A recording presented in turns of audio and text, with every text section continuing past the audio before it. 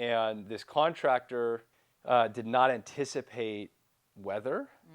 So they took the roof off the house. That was the last thing. The whole interior was done. Oh, yeah. Realizes rain's coming in. It's a long weekend. It's around Christmas, New Year's. And he goes on vacation. And they put tarps over the roof. The tarps fail. I mean, it probably cost us 150 to 200 grand because we had to redo all the drywall. We had to tear the floors out, put it back in. You know, it was a really, really big mistake. Yeah. Welcome back. Episode number 7 of the Realty Talk podcast. I am with Suzanne Sini today, the queen of the closing table. I need to come up with better nicknames. I know. We need something good for you too. I feel like I'm failing that I haven't come up with that nickname for you. I don't have many great ones. I've been known as the janitor at Bye Bye House. Okay. Take out today the trash. You were IT. Yeah, today. Bye Bye House. So. I was. My wife made the joke this morning. My daughter goes to a school and she wears uniforms, and I wore a shirt that matches their uniforms.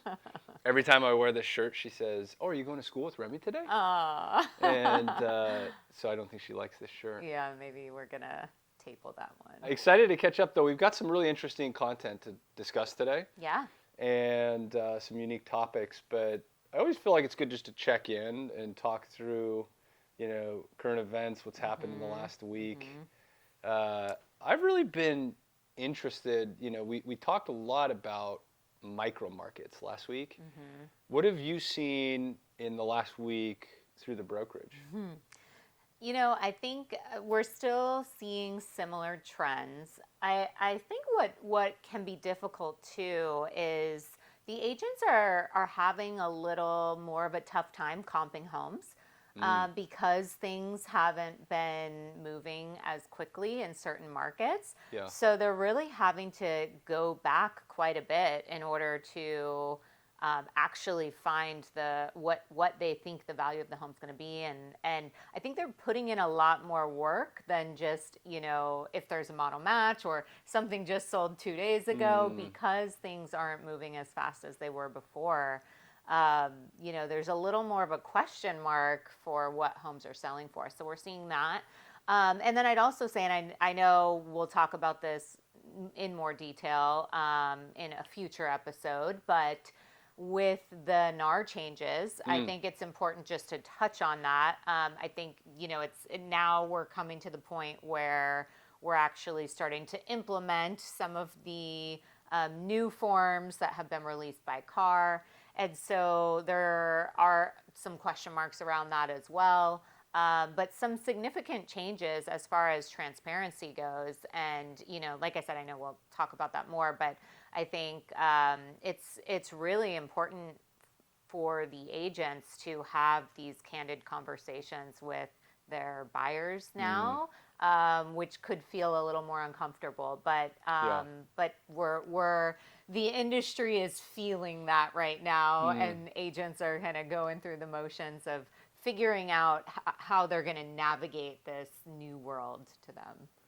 Yeah, the inventory thing is kind of interesting because in the last 24 hours, I think I've had 4 conversations about these micro markets.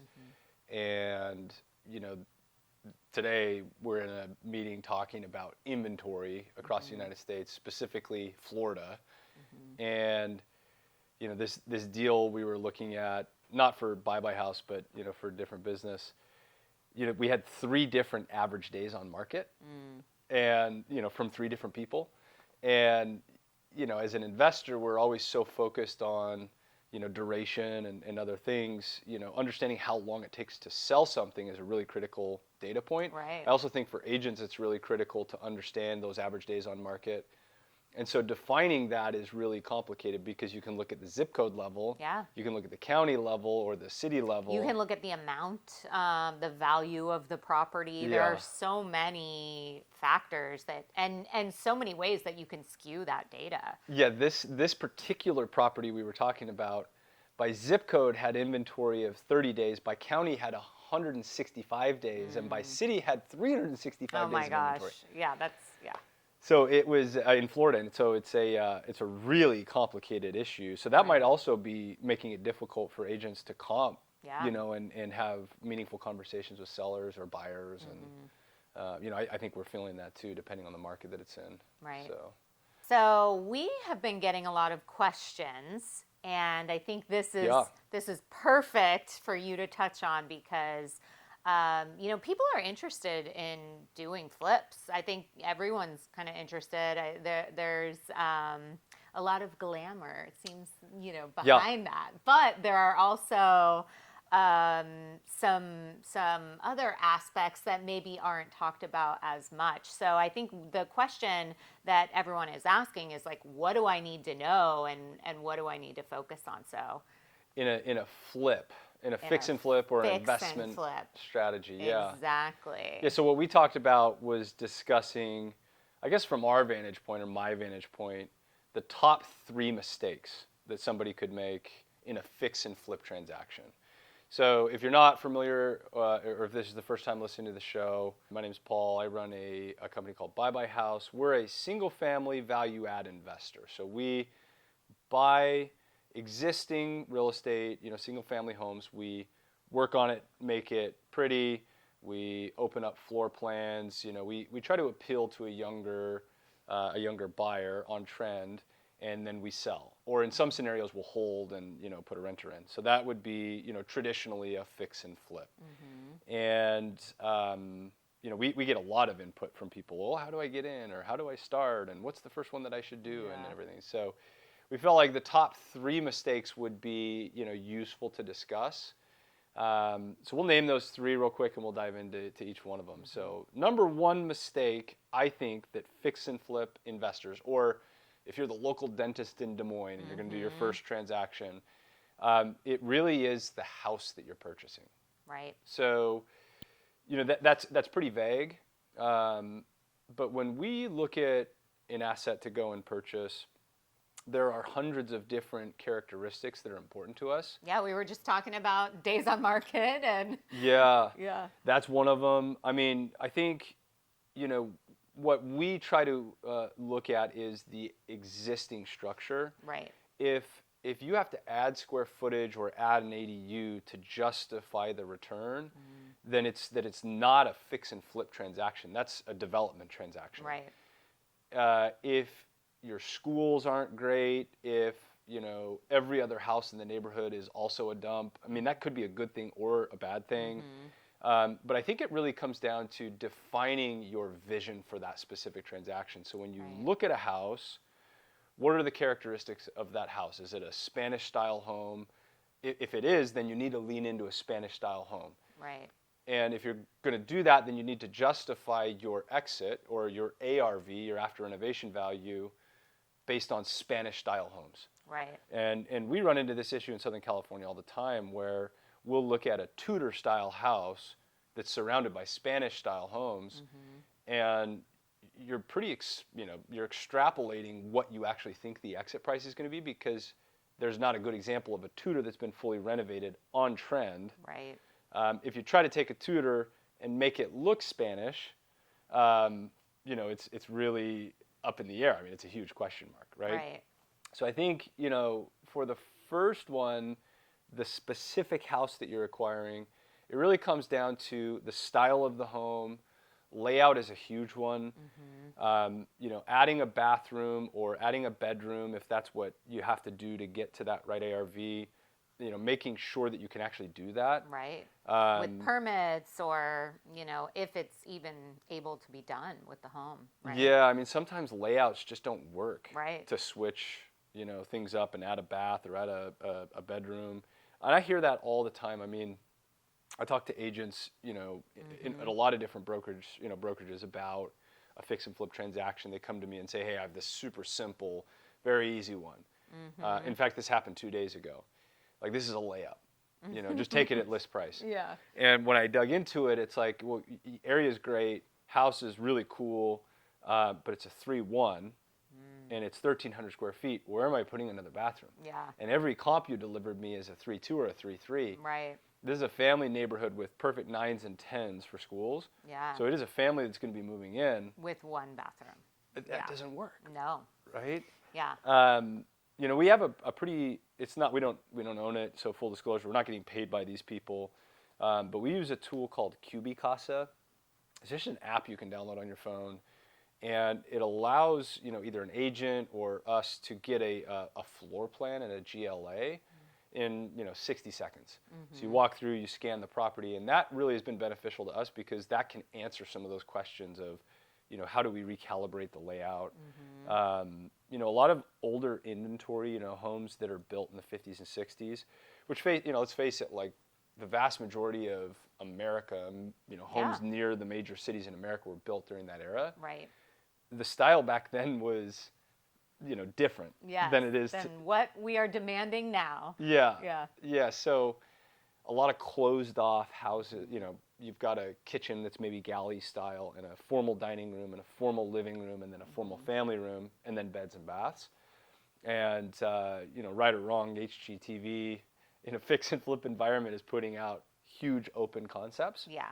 And so that's also something to consider. Right. So yeah, I think the first mistake that you would make is getting emotionally attached to a structure and not really digging into those characteristics that might determine your ARV or your construction expenses to get it ready to hit that number. Yeah, I mean, as an agent, we say it all the time. So there's location, right? Yeah. So I think that's huge. You touched on schools, but also,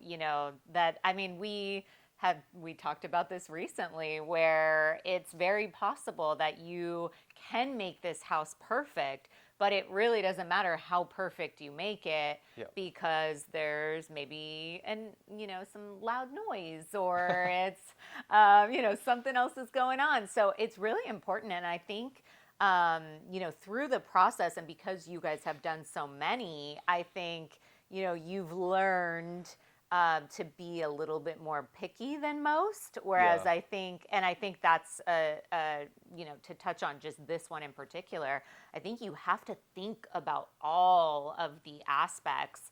I mean, when you're going into this, and I think the average or maybe first time investor, really doesn't even know what could come up throughout the process. So. Yeah, I'm laughing because you said like loud noise. We have a transaction that we're in the middle of. We've completed the renovation, and I mean, I vividly remember going through the underwriting of this specific house. It's a beautiful house and big vaulted ceilings. It does have more of a closed off feel to the floor plan or layout. We actually elected to keep it that way. There's an ADU, so it's a really cool, I would say a very simple transaction for us to really execute well and make good money. And we've had a hell of a time selling it. What we did underestimate, we underwrote to the fact that we're closer to a freeway and there's some commercial. What we did not anticipate is our neighbor. And, without giving away too many details, I mean, this neighbor is just, a funky individual. Yeah. We, a lot of times, actually, that's part of our underwriting is talking to neighbors and just getting a really good feel walking the neighborhood. In this scenario, things appeared to be normal. Yeah. But midway through our renovation, this homeowner, I can't lie about it. I mean, they added, and I'm not exact, This is a true story. You've seen it. Yes. They're like 7 or 8 foot gargoyles that this person added on top of their house, staring into our house. Yeah. Yeah. I mean, how do you underwrite to that? You can't underwrite to that. And you would not have been able to guess that would have been the addition that they would put on their home. But yeah, I mean, it's things like that where it's almost like you have to act as if with some of these and just build that into your model, because who knew?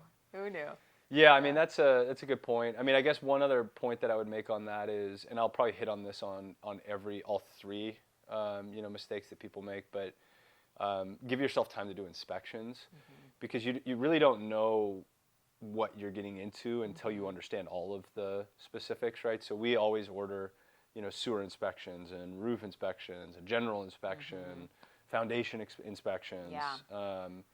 we try to get it doesn't necessarily change our opinion of doing the deal or not, but it gives us a roadmap of what we're getting into, Right.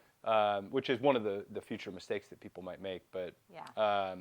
some of those things would have not come up during that Right. that Right. example. But Never know. so number two, I think this is the second most common mistake that people make, is underestimating construction expenses. Right. So fix and flip is kind of a weird term because by definition it's a quick transaction, get in, fix something up, and then sell it.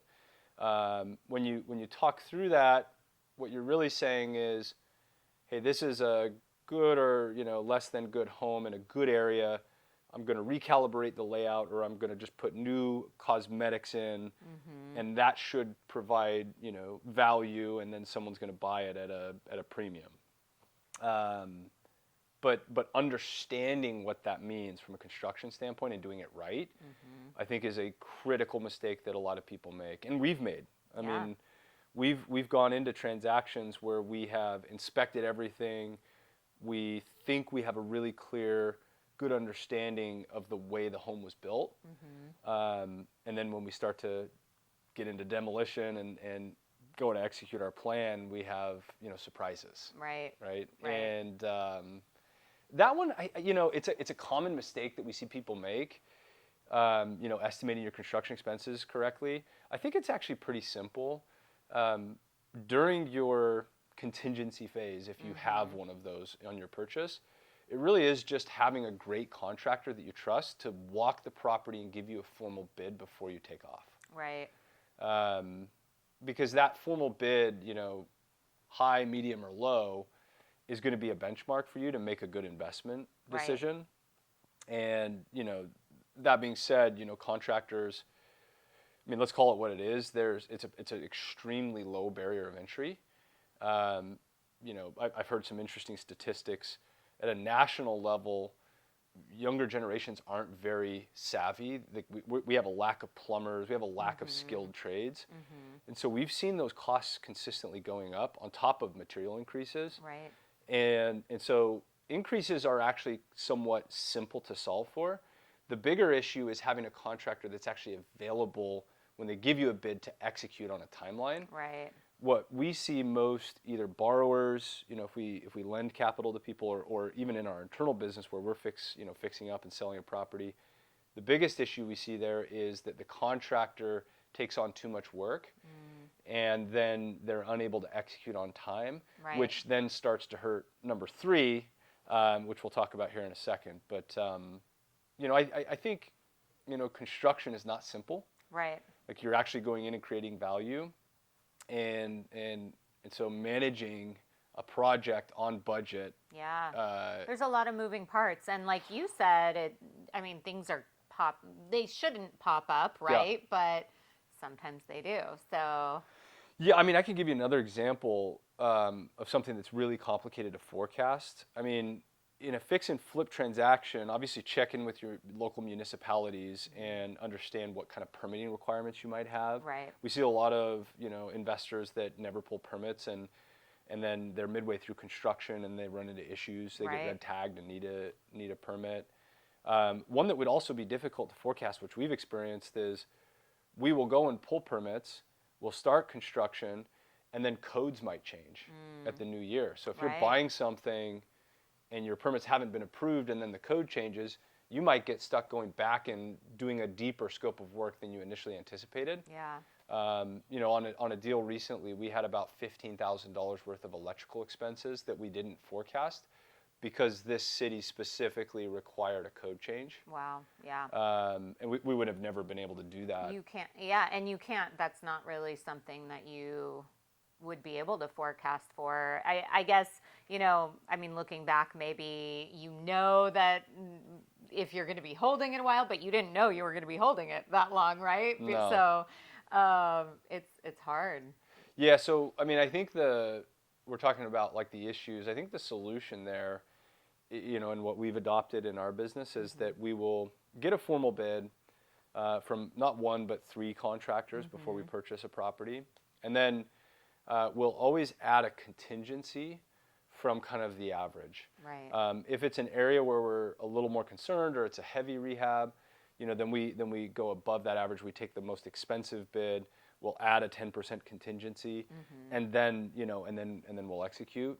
But giving yourself a little bit of room for error, I think, is really critical because construction's tough. Yeah. Once you start opening walls up, you don't know what you're going to find. Yeah. And most of those things should be not very expensive to fix, but some can be. So you mean you guys just aren't getting in there, rolling in the dough immediately, and living the dream? Because I think perception, at least from most, I would say, is that fix and flip investors come in and they buy the house low and then they make a ton of money, and I think it's important for us to talk through, like, most of the time that's just not the case. I mean, yes, there is a profit there that should be made for the time, effort, and skill being put into it. But I think there's this kind of a skewed perception. Yeah, I think it's an incredibly difficult business. Yeah.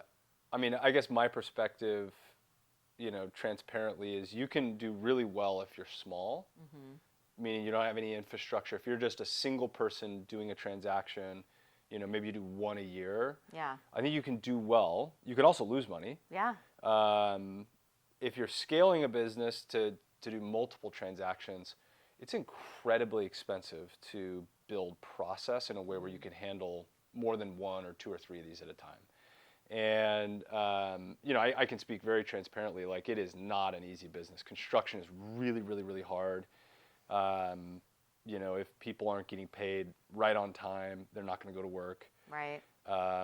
There are a lot of, things you can't control. Yeah. During the middle of COVID, there were supply chain issues. I mean, if you couldn't buy an appliance and you were going to go and sell a house, or if you couldn't buy the lumber, or if you couldn't buy the specific tile, I mean, you're either making concessions and going something different, or you're waiting. And I mean, I giggle about that, but it's really hard. Yeah.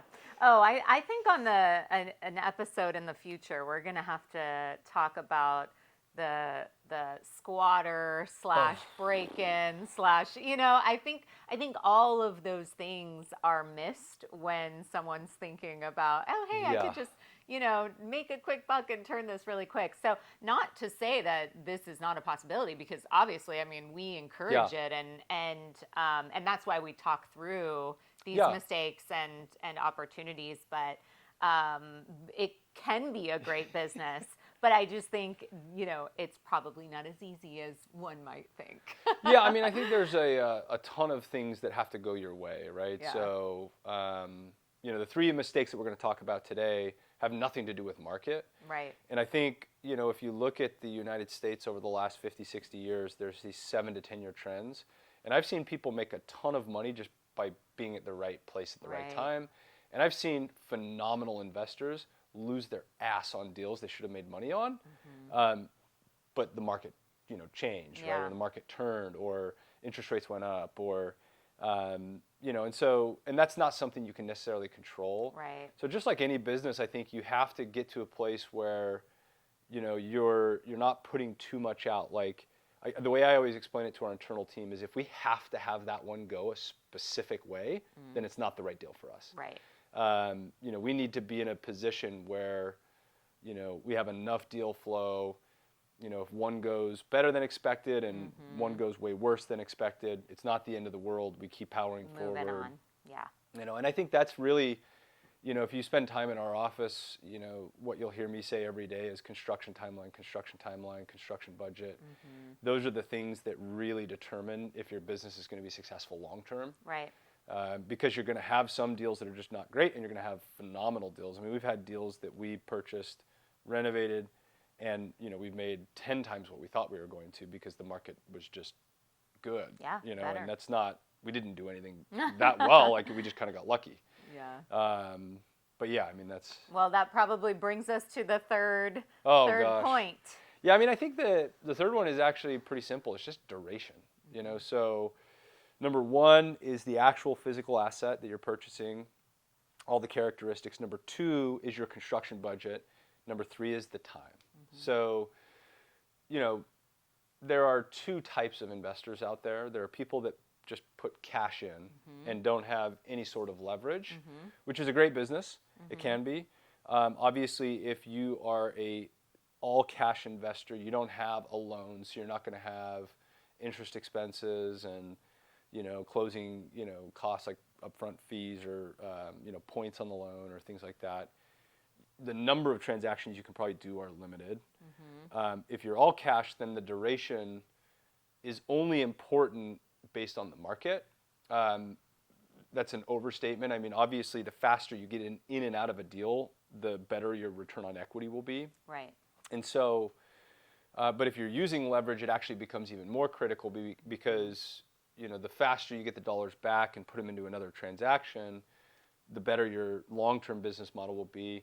But beyond that, the longer a transaction takes, the higher your interest carry expenses will be.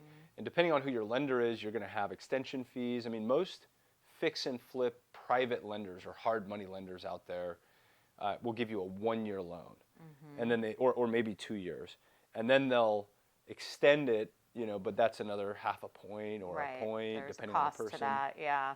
And I mean, interest rates today for a fix and flip loan are 9.5% up to 15%, depending on where you go, Right. and what the transaction is. And so, if you think you're going to get in and out of a transaction in 6 months and it takes you 12 months, your profit was just eroded. Right. And so, duration is incredibly important. There are a few things that affect duration. Obviously, permits. So you need to plan for that in your purchase, understanding how long a set of plans is going to take. If it requires structural engineering, how long will that take to get back? What's the turn time from your city? If you have to go into plan checks, some cities that we operate in take 8 weeks to get your response, just after you submit. Right. So if there's anything wrong with your plans, it might take another few weeks to get those corrections made. So that's one, your permit timelines. Second, and probably more important than any, is your construction timeline. I mean, if your contractors are kind of laissez-faire and you're not on site every day really grinding what's happening, it's going to take way longer. Right. They're taking multiple jobs sometimes, right? And I mean, your fate is in their hands. So, Yeah, and then again, I mean, I'm not bashing contractors, but it's an incredibly low barrier of entry. And frankly, there's not a lot of people that want that job today. Swinging hammers and moving lumber and putting roofs on houses. It's hard. It's really hard work. And so you've got to be extremely selective, and you've got to manage the heck out of that person to make sure that they're executing on time. There's way too many examples that I can give you. Yeah. I mean, I'll go back to one example. Early in Bye Bye House's business cycle, very early. We'd already done 3 transactions with this contractor. It was generally pretty quick and on top of things. We always have a project manager that's overseeing the contractor, and we use some software to manage, like all the different deliverables. But this transaction was in Woodland Hills in Los Angeles, and it was a full renovation, including a new roof and new decking. So we're taking the whole roof off and putting a new one on. And this contractor did not anticipate weather, so they took the roof off the house. That was the last thing. The whole interior was done. Oh, yeah. Which is also an issue with this contractor. That shouldn't have been the last thing, but it was the last thing they did. And I think the issue was our PM got we ran into, I can't remember the actual problem, but I think the permit for the roof was delayed for some reason because we're hillside. Yeah. There was like a fire thing. And so we elected to continue with our interior renovation before the roof happened. But in any event, this roofer, this contractor takes the roof off, realizes rain's coming in. It's a long weekend. It's around Christmas, New Year's. And he goes on vacation, and they put tarps over the roof. The tarps fail. Oh, no. And it rains profusely for so like a week and a half. So were you out there on the roof? 100%. With the tarp? This was early in our business cycle, so I was on the road daily. Oh, my gosh. I mean, we were scrambling. We were trying to do everything in our power to keep the water out of this house. But, I mean, it probably cost us $150 to $200 grand because we had to redo all the drywall. We We had to tear the floors out, put them back in. It was a really, really big mistake. Yeah. And again, it's really, if he waits a week until he comes back from his vacation, then, I don't want to wait a week usually. Yeah. But, and we didn't make that call, it was him. Right. But, again, the contract or the person you're working with and their timeline can change everything. Right. And it's not just taking longer than anticipated. Interest rates could change. Weather can change things. Yeah. There's a lot of different things that, the longer a construction project goes on. Exactly. The Higher tougher it can risk, get. right? The longer it goes. So, yeah, I mean, well, we touched on squatters and break-ins. I mean, the longer a property is sitting there, I think, the more opportunity for something terrible to happen. Yeah. So, okay. Yeah, and we've also had experiences, where you just get kind of a bad inspector. Like if your contractor isn't the most personable or the best communicator, I'd highly recommend, pulling the permits on your own and then being there for those inspections, because if your inspector does not like you or your contractor, they will make your life harder. Okay. And that will add days to your construction project. And that will kill budget. You are giving away all the secrets today. Yeah. I think we could go on about this for quite some time. I think there's probably a lot. These are the top 3. Yeah. But even within those, it sounds like there are so many nuances to everything. So. Yeah, I think you brought up a good point, though. I mean, and I think it's important for our listeners to understand. I mean, we really have an abundance mentality. If you're interested in doing an investment, I mean, even if you're in our neighborhood, we're here to help. Yeah. I mean, we're obviously buyers of real estate. We want to buy it, fix it up, sell it. We want to sell as much single-family real estate at Innovate as possible. And but more than anything, I mean, we want to be around good people, and we really do encourage people to go out and be successful. Right. We're not a closed book. We're very transparent. I think that the better that we do, and the better that our competitors do, the better everyone will do. Exactly, right? All the boats in the harbor kind of rise. And so, if there's things that you would like us to talk about, hit us up in the comments section. Reach out. We're happy to discuss any of those areas. But we wish you the best for sure. If you've got transactions out there, don't make one of those 3 mistakes. And if you think you're making one of those 3 mistakes, reach out. I'm sure we can help. So episode 7 in the books. I guess the takeaway is we're going to come up with a new nickname for you. I have to get a nickname. Yeah, we're working on it. And then we need to get Steve here. Yeah, we need Steve. Yeah, Maybe Steve he's the one coming up with the nicknames. I don't want to hear those for being ones. out. Yeah, I don't want to hear those ones. All right. We'll see you guys next week. See you next time.